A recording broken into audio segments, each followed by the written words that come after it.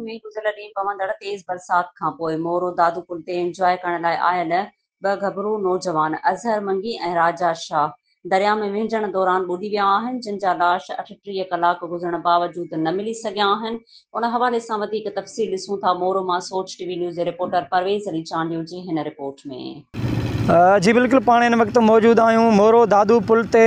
गुज़िरियल ॾींहुं पवंदड़ बरसात सबबि मोरो ऐं आसपास जे इलाइक़नि जे माण्हुनि पारां मोरो दादू पुल ते तफ़रीह जे लाइ आया हुआ, जंहिंमें ॿ गभरू नौजवान दरिया में विंझण करे ॿुॾी विया आहिनि। उन्हनि जा 36 कलाक गुज़रण बावजूद बि हिन वक़्त ताईं मड़ न मिली सघिया आहिनि। उन हवाले सां वारसनि सां ॻाल्हि ॿोल कयूं था त उन्हनि जो वधीक छा चवणु आहे। जे तरफ़ां असांखे जेको आहे सो कल्ह खां वठी जीअं छोकिरा ॿुॾी विया, इंतिज़ामिया को बि कोन, मुख़्तियार कार आयो ठलो आसरो ॾेई वेंदो रहियो। बाबा तव्हांजे लाइ जेको आहे कमिश्नर साहिब जो मैसेज छॾियो आहे त तव्हांखे ॾियूं था, इहो जेको आहे चीफ आर्मी वारा खे ॾियूं था, रेस्कोर्स वारा तव्हांखे ॾियूं था, तव्हां ॾे ईंदा। राति 9 बजे असांखे फ़ोन कयूं त बाबा जेको तव्हां हिते वेझो, राति 2 बजे तव्हां वटि ईंदा। असां सॼी राति हिते वेठा रहियासीं, को बि इंतिज़ामिया न आई। सुबुह ताईं माना वरी असां जेको आहे सो प्रेस कॉन्फ्रेंस कई या प्रेस वारनि खे चयोसीं। उन्हनि जे थियण खां पोइ जेको आहे सो SDM साहिबु आयो असां वटि। SDM साहिबु अचण खां पोइ असांखे रेस्कोर्स वारा मिलिया आहिनि। सिर्फ़ु 2:15 बजे 2:30 बजे पौणे 3 बजे मिलिया आहिनि। हिकिड़ी टीम पहुती आहे हिते। साल बाद असांखे डेड बॉडियूं मिलनि, जेतिरा बि थी सघे, जेतिरो बि झटि थी सघे असां सां माना असांखे डेड बॉडी खपे। साईं कल्ह 4 बजे तक़रीबन वाक़ियो थियो आहे। हिते इंतिज़ामिया जो प्रोसेस तमामु स्लो हलियो आहे।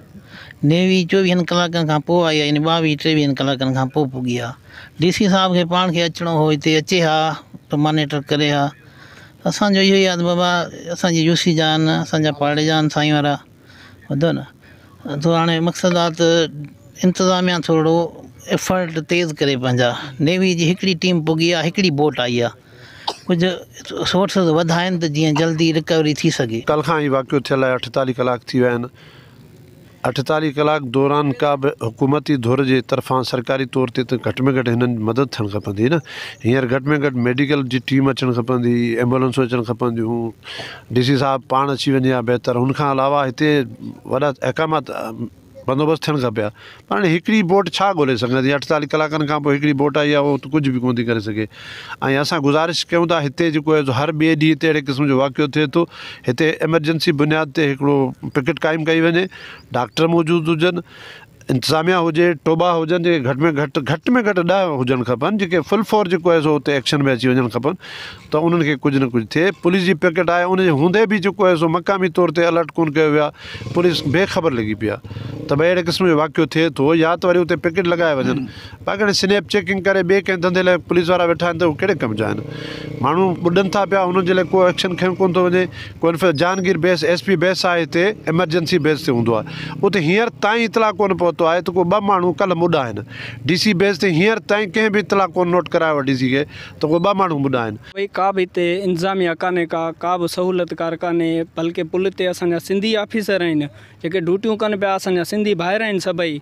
मथे पुलिस बि बीठी आहे, जेका पुलिस सिर्फ़ु पंहिंजो रुॻो गाॾियुनि जी चेकिंग लाइ बीठी आहे। ॿियो हुन जो को बि कमु न आहे रहियो जो हेठि अची ॾिसनि भई गभरूरनि जा हिते लाश ॿुॾा पिया आहिनि या बोरीबंद के लाश वञनि पिया। इहे अची थोरो ॾिसो, उहा हिननि में का बि कान्हे का। हिते सभु हिक ॿिए खां वधीक आहिनि, सभु करप्ट आहिनि। असां जेके हिते अञा ताईं वेठा आहिनि, हिननि जा लाश कोन था लभनि।